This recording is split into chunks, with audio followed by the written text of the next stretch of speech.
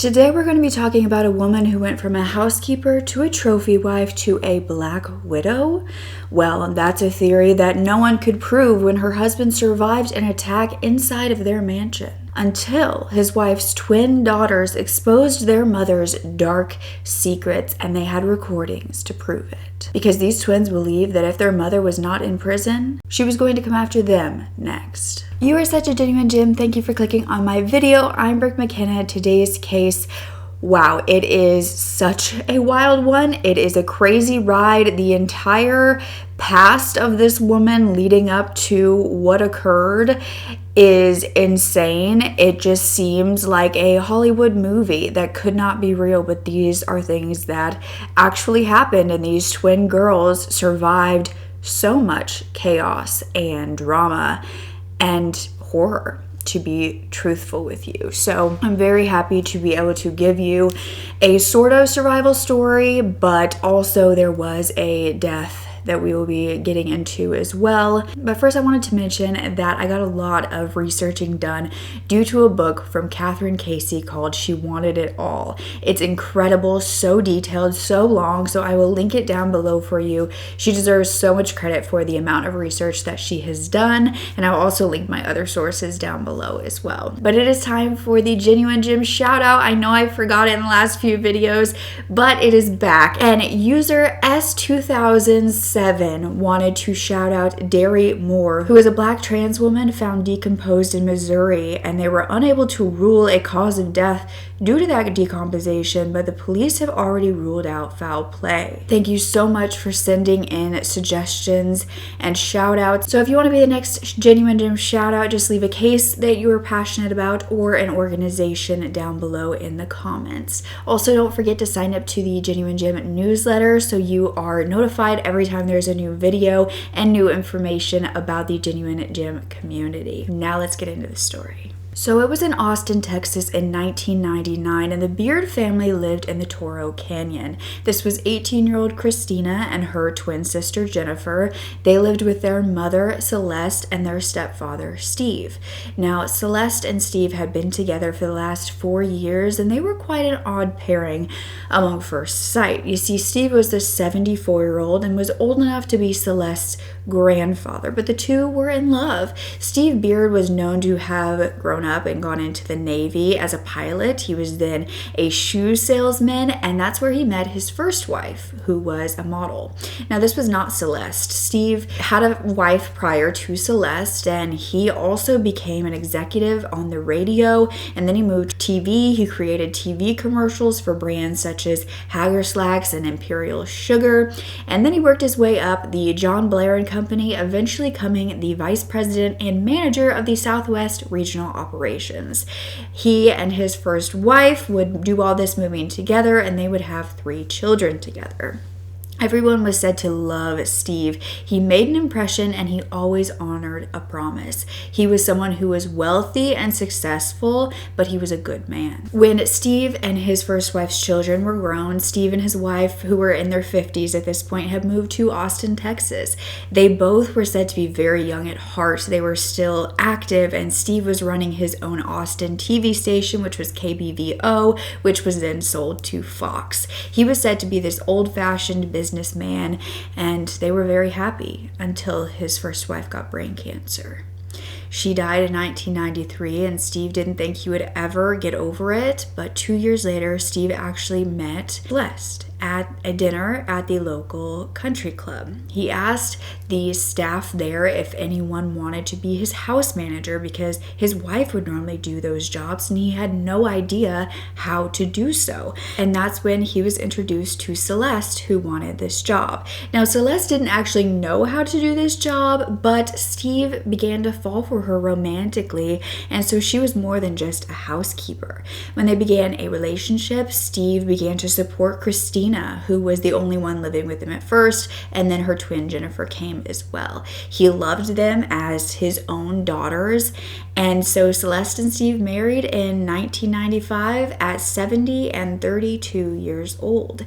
And only one of Steve's children from his previous marriage was present at this wedding. Now, this gives you a bit of an insight, but we will get more into that later, because while Christine had lived with Steve and Celeste since they had gotten together, Jennifer was a new addition to the home. You see, she had been living with her biological father, Craig, but at this time, she was often gone from the home, out doing her own thing. So on October 2nd, at around 3 a.m., 911 would receive a call from the Beard home, which was more of a mansion, and Celeste, Steve, and Christina were the only ones home, as Jennifer was at a friend's house that night and she was out of the home. Celeste was said to be sleeping in Christina's bedroom with her instead. She was said to do this a lot because Steve actually had a CPAP machine which helped him breathe at night, but was very loud, and so Celeste couldn't sleep with it on. When paramedics arrived, they would find a surprisingly horrific scene, and the deputy would be informed of what was found and would ask Christina if her stepfather had surgery recently. Christina said no, he hadn't, and had no idea why they were asking. But the deputy then claimed that her stepfather's stomach had been torn wide open. And at this point, Celeste ran into the room asking what was wrong with her husband. She was distraught, and she was told that he needed to be taken to the hospital. Christina ran into her parents' bedroom and yelled to her stepfather, "Dad, they're going to take you to the hospital. You're going to be all right. We all love you. I love you." And that's when Christina would see Steve with his intestines spilling out of his abdomen, the bed covered in blood. He was barely conscious, but he nodded. And then he asked, "Is your mother all right?" Christina told him that she was, and Steve seemed really relieved to hear this. And that is when the deputy reached down and found a shell casing, and they all realized that this was a crime scene. This victim had been shot. So Christina and Celeste were taken via police car to the hospital, and Steve was, of course, rushed by ambulance. When they listened back to the 911 call, it was Steve who had told the dispatcher, "My guts blew out of my stomach," and that his wife was in another part of the home, and he was asking if they could call her. They said that they were trying, but they couldn't get a hold of anyone, and that's when the paramedics arrived, and no one was answering the door. What's your emergency?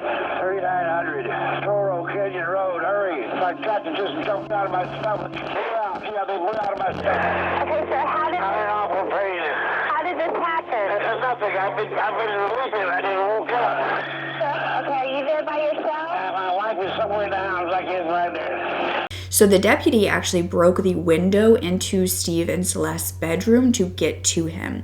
And the deputy then let the EMS inside of the home through the front door. And that's where they were met with Christina, who had a terrified look on her face. They found that this home was in disarray with the furniture overturned, drawers open. This could have been a burglary. Now, when Christina and her mother Celeste were dropped off at the hospital and told that Steve likely wouldn't survive the night, they were left alone for the first time since the incident occurred. And Christina would remember that her mother suddenly stopped crying and looked over and told Christina, "The police are going to ask who could have done this. No matter what, don't mention Tracy's name." After hearing this, Christina began to think back on exactly what had happened that night. She was definitely in fight or flight mode. She was super stressed. She didn't really understand what her mother was saying to her, but she knew that the night before, she and her parents had gone to bed. Her father was in his wing of the mansion, and Christina and Celeste slept in her bedroom. And she had been woken up in the middle of the night. She didn't know why. She was not one to wake up throughout the night, and that is when she would see a figure of a woman in the doorway. She realized that it was her mother Celeste, and she asked her what was wrong. And Celeste responded, "I think it's the police," as though they were outside already. Now, Christina couldn't really see what her mother was looking at, but then she saw the lights outside of their home. Someone was at their door. So she said that Celeste had actually pushed her towards the door to find out what they wanted. Christina was terrified, and she didn't know if this was actually the police out there. She had no idea about what had happened to her stepfather at this point, or his injuries, so she ended up going into another bedroom, calling 911, and asking if someone was at their residence. That's when the operator operator told her that it was EMS and that her father had a medical emergency. So by the time Christina got to her parents' side of this mansion, EMS had already broken inside and were attending to her stepfather. Now, Christina was taking care of her grown mother during this time, and this was something she was used to doing. She would begin to think back to her mother's strange behavior throughout her life, that she would brag about her high pain tolerance, and that the twins once watched her slam her arm into the car door on purpose until it broke. She also knew that her mother was quite manipulative and someone that no one really knew who she was. She was not who she seemed to be. But the name that her mother had told her not to mention to the police, Tracy, well, Christina didn't think much of it, or she at least didn't let herself think about it at this time. But Christina would later realize that Tracy was Tracy Tarlton, who was a woman her mother knew well. They were friends. She managed a large bookstore in the area. They hung out a lot, but Christina didn't really think much about what her mother was saying, at least not yet. And of course, if Christina saw this, then so did the deputies. So the paramedics and the deputies would also remember the odd behavior that Celeste displayed that night and how Christina was taking care of her mother. Celeste was screaming things like, "Don't let him die, what's going on, what happened, don't let him die." Myself and another officer discovered a shotgun shell. And at that time, everything changed. I declared the house a crime scene. And that Celeste was crying, but there was no tears. She was simply sitting back and smoking a cigarette at some points.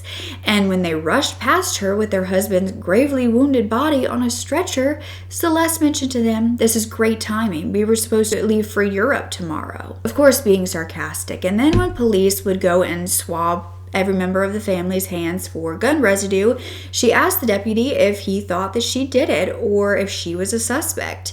And so she began to say that Steve had a $1,000 check in his wallet, and that wallet was nowhere found on him or at the scene. Police officers was asking me if my dad was suicidal, and I said no. Why? Did somebody shoot him? And they said, yes, don't tell your mother. Now, Steve's children from his previous marriage, who were now grown at this point, would say that when they first met Celeste, she told them that she had gotten a degree in accounting from Pepperdine University, and she got bored, so she didn't do that anymore. His children were very suspicious of her, and they struggled with that because they knew that she was making their dad happy for the first time in years. They even tried to get power of attorney over his $12 million estate. But Steve was a man who knew how to save his money, how to build wealth. He wasn't dumb, and he'd actually ordered a prenup for their marriage. So if they were together for 3 years, Celeste would end up getting $500,000, but if she stayed with him till he died, she would get $1 million. Now, Becky, his daughter, was the only one of Steve's children to attend, with one of his sons deployed and the other one refusing to attend. Now, when Christina finally began to come to terms with the possibility of her mother being involved in this attack on her stepfather, she would tell police that she had once asked her mother why she was marrying Steve, and that Celeste had stated, "Steve's rich." But that wasn't the worst part. Christina would claim that she watched her mother crush pills and put them into Steve's food. This was only a month after their wedding, and when Christina asked what it was that she was putting in there, she said it was sleeping pills and said, "I can't stand being here with this fat F, so this is so he can go to sleep and I can go out." And then shortly after, Steve had actually caught her stealing some of his deceased ex-wife's jewelry. She claimed she was pawning it off to pay off some debt that she had, and at this point she also checked herself into a psychiatric facility. She was diagnosed with borderline personality disorder, and Steve had filed for divorce, but then took her back and paid off her debt instead. So at this point, they bought a new home together, selling the old, and they were solid once again. Steve forgave her. But this wasn't going to be simply a cut and dry case. In fact, Christina would keep that information close to her chest for quite a bit of time while she figured out how she felt about the whole situation. But her mother, Celeste, had grown up in a typical middle-class family, or at least they appeared to be. In reality, her father, Edwin, had a traumatic childhood, so Celeste's grandfather ended up taking his own life. when her father, Edwin, was only 7 years old. You see, Edwin's brother had actually drowned and the father blamed himself. So Edwin, Celeste's father, had then gone on to go into the Air Force before returning to the States and meeting a woman who worked as a telephone operator in Ohio. Now, this would be a woman named Nancy, who is not believed to be Celeste's biological mother. You see, Nancy would go on to adopt Celeste and her other siblings after finding out that she could not have children of her own. She ended up adopting 4 babies in 4 years, Celeste being the second. So it was Cole, Celeste, Cerise, and Eddie. However, when the kids would ask for adoption papers or information, Nancy refused to give those to them. Her children would later say that Nancy would tell them that their biological parents didn't love them, which is why they were living with them. However, the kids would also say Nancy would say that she didn't love them either. They claimed it wasn't a happy home and that Nancy had psychological problems. Celeste's older brother, Cole, said that when he was 5 or 6, he remembered his mother giving him a bath and holding him under the water. Their mother was admitted into a psychiatric hospital for a brief stay after that. But Celeste was said by the other children to be a favorite. She was a sweet child, she was daddy's baby, and they all went to a Christian private school where Celeste was in a gifted program. Her father admired the fact that Celeste could convince anyone of anything. But Celeste's brother, Eddie, would say that he was scared of his sister for that exact reason, that she was the instigator in their family, always getting them in trouble. She would turn mean quickly, and she loved that when she would get a sibling in trouble, they would have to then get the spanking paddle. She would run to get it for her parents before watching them be beat. But still, everybody thought of this family as very perfect until they broke that facade when Celeste was about 11 and Edwin lost his job. He became angry and Nancy began working full-time to support the family. The kids were left to their own devices. Finally, the parents got a divorce, which was a tumultuous process. The eldest son, Cole, would say that his father was crazy, but Nancy turned her daughters against Edwin altogether. Celeste even testified for her mother against her father, claiming that Edwin had stabbed her below the eye. He adamantly denied this. She continued telling this to everyone afterwards, that he had tried to kill her, but no one remembered these injuries. At 14, Celeste became a very angry and violent teen. She would go after her youngest brother, Eddie, and beat him until the cops came and broke it up. Celeste then began to use her manipulation tactics on her boyfriends, once telling her childhood friend turned boyfriend, Craig Bratcher, that her boss had essayed her. And when Craig went to the boss, it turned out that Celeste was lying. She was said to do so often. Now, Nancy, Celeste's adoptive mother, would respond to these allegations that she was this abusive, crazy woman, claiming that she suffered a breakdown, that she had been on a lot of dieting pills and was under a lot of stress with her 4 children. She said with the bathtub incident, she was actually trying to wash away the sins and that she would never hurt her kids. She spoke about Celeste's strange behavior from a very early age, saying that she had these horrible nightmares and would lash out if anyone tried to wake her up from them. Nancy claimed that by the time that Celeste was a teen, she was being taken to psychiatrists and they couldn't figure it out. When Nancy asked Celeste why she was acting this way, she allegedly told her it was just for attention. But most likely it was something that is in common with quite a few foster care and adoptive children, but goes undiagnosed, which is reactive attachment disorder, which stems from disruption of that attachment from birth parents, lack of attachment to foster and adoptive parents, the lack of attachment to anyone that is later showed of Celeste with her own children. But Celeste would not necessarily take the ordinary path to get out of her parents' home. You see, she would fall pregnant at 17 with Craig Bratcher's baby. They would get married in 1980 and would move in together. And they realized that they were pregnant with twins. These twins came 2 months early. That was one thing that Celeste didn't lie about. She was actually pregnant with twins. She had identical twins named Christina and Jennifer. They were extremely premature and they had to be put on respirators and kept in the hospital for the next 3 months. The twins survived. The family began to move from place to place, struggling to make rent. But the marriage was said to be as toxic as Celeste's parents, mainly due to Celeste's actions. You see, Celeste began to cheat on Craig, and left him with the twins for long periods of time all by himself. She would get bored and then she would come back to her family, claiming that her actions were due to demons in her childhood and that her father had essayed her, which is why she acted this way. This was denied by her father Edwin and her brothers Cole and Eddie, yet Nancy, her mother, later claimed that she wasn't sure that this was a lie and that she had once seen Edwin lying in bed with Celeste, but he was on top of the covers and she was under. However, Celeste's sister Carice claimed that she remembered their father would wake them up in the middle of the night to keep him company, and then she would be put back to bed and she would hear Celeste crying. Now, in 1985, these allegations were taken to the police and Edwin was given a polygraph test about these. He did pass the test and no charges were filed. But every time she went into her backstory, Craig would take her back.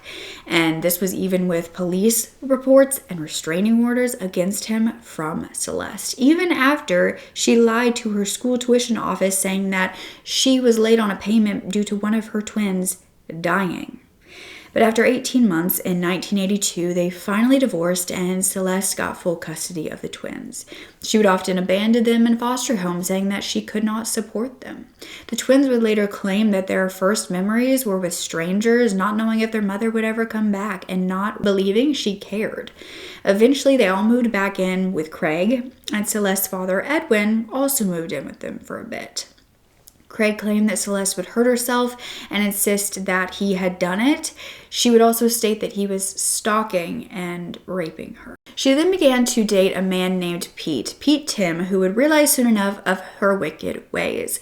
He noticed $7,000 missing from his bank account, and when he confronted her, she claimed that it was to get custody of her kids back. So Pete forgave her, but also noticed that she wasn't that motherly when she did get visits with the children. In fact, these twins would cry to their mother to not let these social workers take them away, and it just didn't seem to faze her at all. But just as Pete believed they were getting married, Celeste had him pay for a year's rent at an apartment, and then she disappeared. Celeste and Craig went on to try to make it work once again, moving to Arizona with the twins, and this is when Celeste would become pregnant once again. The twins were 6 at this time, and in 1986, she gave birth to a baby girl whom she immediately placed up for adoption. The twins never met their sister, and Celeste had adoptive parents pay the hospital bills, even though Craig would say that he had already paid them, so she just pocketed that money. Soon after, Celeste found another man and moved on and took the kids away from Craig once again with all of his money. He would try to take his life at this point due to it, but he was unsuccessful. Celeste then moved on with a man named Harold Wolf, who was an Air Force jet engine mechanic. They only dated for a few months when Harold tried to break up with her, and Celeste told him she was pregnant. Harold became very suspicious of Celeste, but they were married in 1988, and soon after, Celeste said she had lost the baby. The twins would spend most of their time with Celeste and Harold at this time, and weekends with their father, Craig. But around this time, Harold forced them all to go to counseling, or he would leave because Celeste was threatening to take her. The girls were more worried about keeping their mother alive than normal kid activities, so Celeste was hospitalized, and due to this, she couldn't move to Japan with Harold when he was deployed there. So, hearing this, she began to call out his superiors and demand they cancel his transfer, which they did. So, after quite the toxic year and separation, Harold was actually transferred to Iceland and he left Celeste behind, though he would later find out that he was $60,000 in debt to her. When the girls were around 9 years old, they were taken into CPS once again. Their landlord had noticed that the apartment was unsanitary and Christina and Jennifer were left alone often to do the cleaning and the cooking.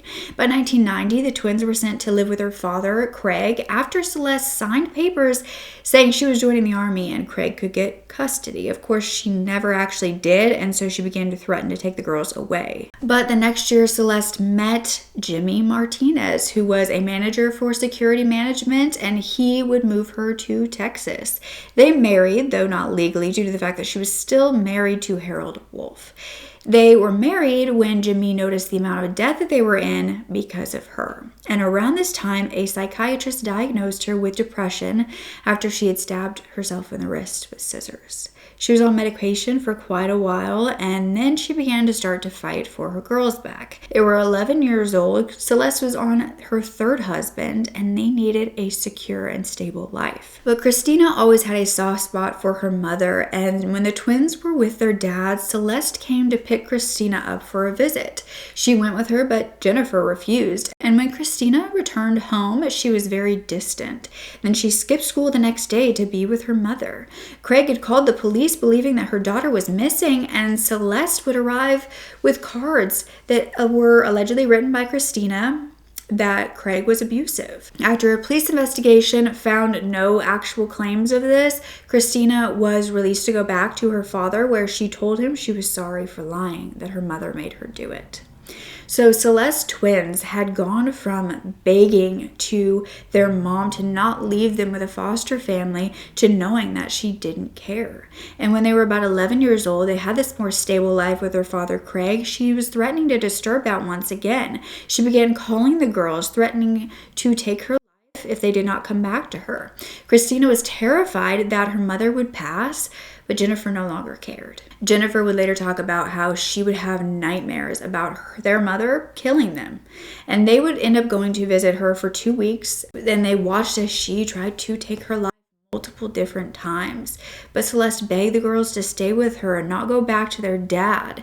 Jennifer went back, but Christina did not. So in 1993, Celeste had gotten a job at the Austin Country Club, and during this time, Jimmy, her newest husband, had found out that Celeste had been racking up thousands of dollars of debt and credit cards. However, it was still his responsibility since they were married. But Jimmy stayed, and that's when Craig and Celeste went into a custody battle hearing for Christina. Craig claimed that she looked tired and was filled with fear and sadness.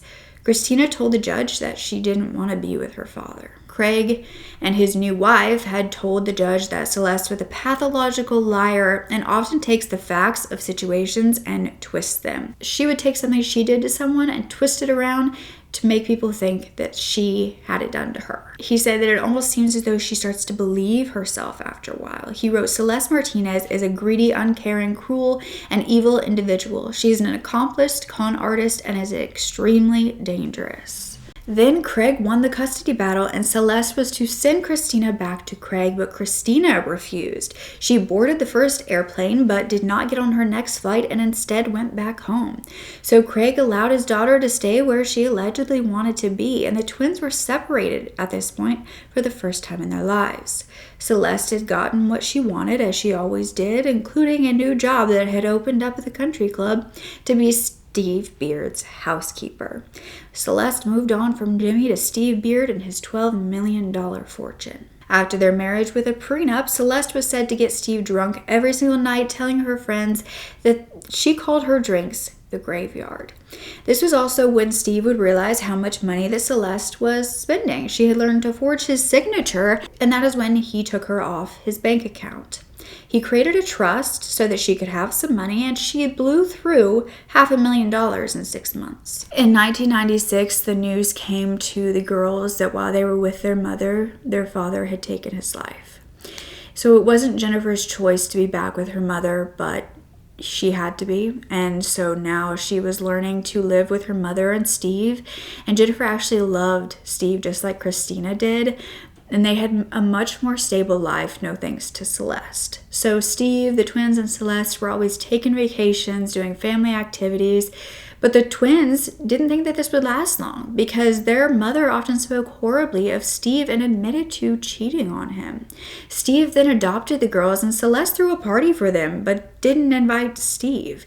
And this is when Steve found out about her cheating and filed for divorce. Around this time, Christina would call 911, saying that her mother was threatening to herself. Celeste was sent to a psychiatric unit, and there she would meet a 41-year-old named Tracy Tarlton. Now, this Tracy was actually checked into a psychiatric unit after mixing her medicine with alcohol. She was abused as a child, was diagnosed with bipolar, and she had a degree in wildlife and fishery and was a lesbian and had a lot of trouble getting along with men.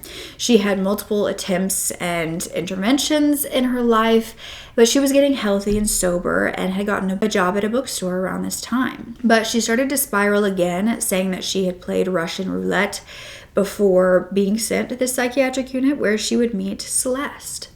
They bonded over the abuse in their childhoods, and when they were together getting help, they became inseparable.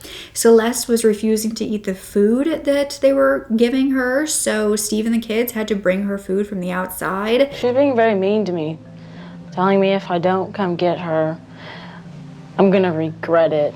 And she was also telling Tracy that she did not want to go home, and going home to Steve, the thought of that made her want to end it all, that he was very controlling. Tracy began to get very protective over Celeste, and after that, they were released on day passes, and they stayed together. Celeste had been diagnosed with narcissistic personality disorder and released from the psychiatric unit altogether. But Tracy was in need of a long-term program. So she was still inside, and not long after the release, Celeste would make another attempt to be sent back to Tracy. You never know what she's gonna do. You don't know if she's gonna stick a blow dryer in the bathtub in front of us, or if she's gonna try cutting herself with scissors, or jump out of a car, I mean, she's very scary. So Christina began to wonder about the relationship between her mother and this Tracy woman. The stories and the theories that Celeste was a lesbian had started long before this attack. When she was a teenager, her brother Cole claimed that he had been hooking up with one of the friends at their school, and she claimed she had already hooked up with Celeste. Then, when Craig and Celeste divorced, Celeste moved in with a woman named Gail. They were said to be friends who slept in the same bed for the space. However, once Craig called Celeste out, saying that she was a lesbian, and she just laughed.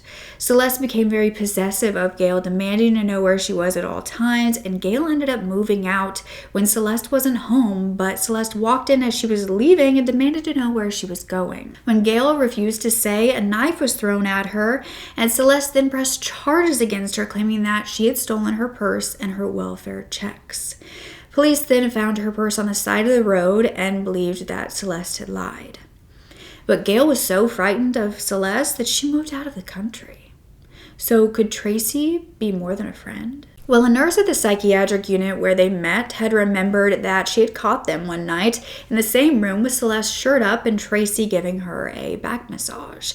They always sat very close. Tracy always had her arm around Celeste, and in therapy sessions, Tracy began to seem very obsessive and possessive over Celeste.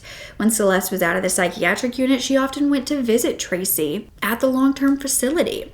And once she began telling her therapist that she had awful thoughts, saying she wanted to go to a long-term therapy facility and room with Tracy. When they were both released, Tracy took Celeste to a family wedding as her date, and Celeste began to show up at Tracy's job demanding attention. Tracy had also been thrown out of a party at the Beard residence after Celeste's daughter Jennifer found Tracy rubbing on Celeste while she was passed out. Steve had no idea that Celeste was with Tracy and also sleeping with her ex-husband Jimmy at that time. The twins did not tell Steve about their mother, even though they really did love him, because they were scared of Celeste. So when they saw her begin to crush sleeping pills into Steve's food and drink, they stayed silent. It was very difficult to see what Celeste was doing to him. I just wish I would have stood up a lot sooner. But Steve then invited Tracy over for dinner after hearing about Celeste's new friend. Celeste then got drunk, and while Steve was out of the room, kissed her in front of the twins. This time the twins told their stepfather, the first person they ever felt truly loved them besides their biological father. But now Steve was going into surgery, and he had a 50-50 chance of surviving the night. When he woke up the next day and was questioned, he said he didn't know who had done this until they mentioned Tracy's name. That night, Tracy was confronted at her home, and when she was questioned, she admitted that she had a brief affair with Celeste, but knew nothing about the shooting. A gun was taken from her residence for testing.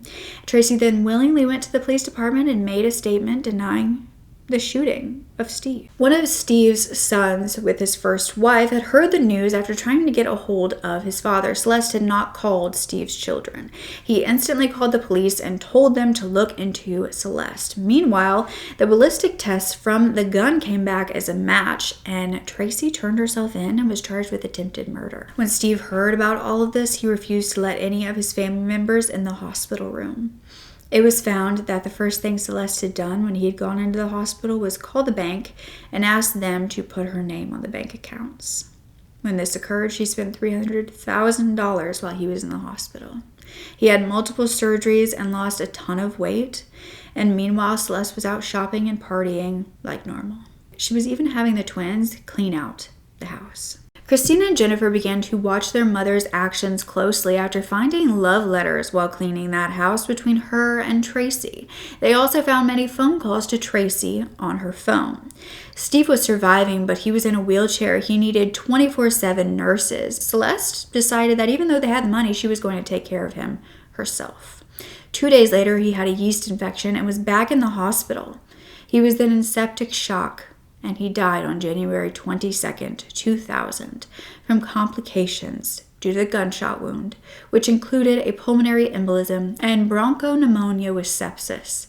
Tracy was then charged with murder. That's when the twins told the police about the phone calls between Celeste and Tracy, and they also found a secret phone that their mother had bought, so they were obtaining phone records. And this showed that Celeste called the bank once again after Steve had died. She would be getting $10,000 to $15,000 a month, but she said she could not live on that amount. She became erratic and was placed into a psychiatric unit. Christina was then giving power of attorney over her mother and was in charge of the money, and that's when she found a name, Donna Goodson, who was getting a lot of money from her mother. Donna would say that Celeste wanted her to find a hitman to kill Tracy, saying that she was a liability. But Donna never looked for the hitman and pocketed the money. Christina and Jennifer would say that going to their stepfather's funeral, their mother was happy and talkative, but she began suddenly to sob at the gravesite when she was around other people.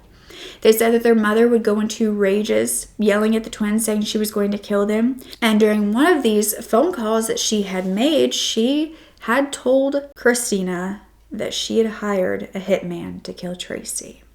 Little did she know they were recording these conversations. What are you so frightened of? You think you know me, but you don't. When you came home, I was going to tell you, I hired somebody to kill her. They immediately gave this to investigators to show Tracy, and that is when Tracy finally agreed to a plea deal to testify against Celeste. Now, the twins were going to testify as well, but before that, they were filing a restraining order against their mother, and they won this, and they joined a wrongful death lawsuit that Stephen's children were filing against Celeste. But 2 years later, in 2002, Celeste was arrested for capital murder. Her trial began on February 3rd of 2003, and she walked into the courtroom with crutches after asking the doctor if she could keep the cast on. The prosecution said that Celeste was taking advantage of a mentally ill woman, and the defense claimed that Tracy was an aggressive lesbian who wanted Steve dead so she could have Celeste. Steve's kids testified, and then the twins, and the voicemails from their mother were played in the court while Christina sobbed. And you didn't like Steve, did you? That's not true. Steve didn't like you either, did he? He did too like me. Didn't you contact a lawyer about becoming your mom's guardian, taking over completely? That's correct. You're planning, if your mom gets convicted, to file another lawsuit so you can get your share of Steve's estate. No. You bought a Jeep. Correct. You had a Cadillac and your sister had a Cadillac, but you bought a Jeep too. Correct. I mean, I just can't imagine how they think 19-year-old kids, I mean, we were kids at 19, could even cook up a scheme like they were trying to make us out to be. It just seemed like DeGuerin was just making up all this bogus evidence. I knew they were going to do that, but it still made me angry. The girls told the court exactly how their mother spoke about Steve. Christina said, "He let you in his home, honored, loved, obeyed you, and you murdered him. You are guilty." On top of everything these girls had gone through to survive their mother, the twins found that while they were still kids, their mother had used their social security numbers and had ruined their credit. They had lived their lives in fight or flight mode, and after their father had took his life, Celeste had actually written an ad in the newspaper by the girls saying that they wanted photos of their father and they were distraught. They didn't have any part of this, and she came in giggling about it, and a Seattle TV station then requested an interview with the girls, and Celeste forced them to do it. Tracy then testified that Celeste had been the one to pursue her. And not long before the murder, Tracy would admit that Celeste called her and had said that this was the perfect time, that Steve had passed out at the table and they could smother him with a plastic bag and no one would ever know. Tracy said she got there, but she could not bring herself to do it, and that's when Celeste mentioned shooting him. Celeste told her that they would make it look like a burglary, and Tracy said she didn't want to, and she backed out. But Celeste said she would stop talking to her if she didn't do it. Tracy said she felt the need to free Celeste from Steve, so when Celeste told her where to park at the home, how to get to the master bedroom, where to shoot Steve, and all the while, Tracy did as she was told. Tracy also said that Celeste had taken care of Jennifer and Christina. Celeste had told Jennifer to take the dog and go to their lake house with her boyfriend, and that she would sleep with Christina, who was a sound sleeper. Christina said that night, for the first time ever, she had had a midnight curfew. And Jennifer, who was told to take the dog to the lake house because Steve was beating it, said that that dog loved Steve. So Tracy would then confess that she entered the master bedroom and fired at Steve, who woke up, turned on the light, and she didn't have time to get the shell as she ran. What did she say about exactly how she wanted you to shoot him? She wanted me to shoot him in the stomach. Why did she want you to shoot him in the stomach? Because she didn't want splatter. She didn't want blood splatter on the wall. Okay. Is that the word she used, splatter? She used splatter. Okay. Did she say why she didn't want a blood splatter on the wall? She, at the time, was not planning on redecorating. So she wanted to continue to be in that room but not mess it up? Excuse me, that's 3 minutes suggested. Sustain us to that question. Yes. She didn't want to redecorate, and she didn't want to live with anything on the wall that would remind her of what had happened, I guess. So after you saw Steve Beard and you were in there in the bedroom, what, if anything, did you do? I walked to the foot of the bed and I shot him in the stomach. When Steve was in the hospital and Christina called her sister Jennifer to come, the deputies asked the girls and the boyfriends if they knew who had done this, and they all began to point fingers at Tracy Tarlton. Christina then blurted out that Tracy was in love with her mom, but they all begged the deputy not to tell Celeste what they had said. Tracy would say that as Steve was getting better, she met Celeste in a park, and Celeste told her that she would try to kill Steve with an infection when he got home by not washing her hands. Tracy then begged Celeste not to kill him because then she would be charged with murder. But Tracy said she thought that Celeste would hurt herself if she didn't do what she told her to do. Tracy was given 20 years for her plea deal. Donna Goodson then also testified, saying that Celeste did in fact hire her to hire a hitman, but Celeste chose not to testify. In March 19th of 2003, Celeste was found guilty of capital murder and sentenced to life in prison. Verdict of the jury. Verdict Form 1, capital murder. We, the jury, find the defendant, Celeste Beard Johnson, guilty of the offense of capital murder. Thank you, Madam Foreperson. Well, I had a flood of emotions. You know, I wasn't expecting to get so worked up. But it was a lose-lose situation for us. I mean, she is our mom, and it's just like she's going to jail for the rest of her life. For me, it was mostly relief that those 12 jurors believed what we all had to say. There was a little bit of sadness too, because yet there's still moments where I feel bad for her, that I failed her. What did I ever do to you except love you? And this is how you treated us, like trash. You say we turned on you, but you turned on us. You turned on the whole Beard family. He let you into his home, loved you, honored, obeyed you, and you violated him and murdered him. You are guilty. Tracy Tarlton was paroled in 2011 after a decade behind bars, and she allegedly moved to San Antonio, where she gave an interview to Kin S5 News saying, "I don't wake up one single day without feeling ashamed and still held for what I did."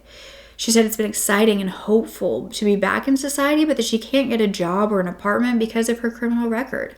And that's when there was actually a fundraiser put on in San Antonio by the community members to help raise money for her. She told the news, "The people who know me and know my story have been very, very supportive of me, and I would have not been able to make it without these people."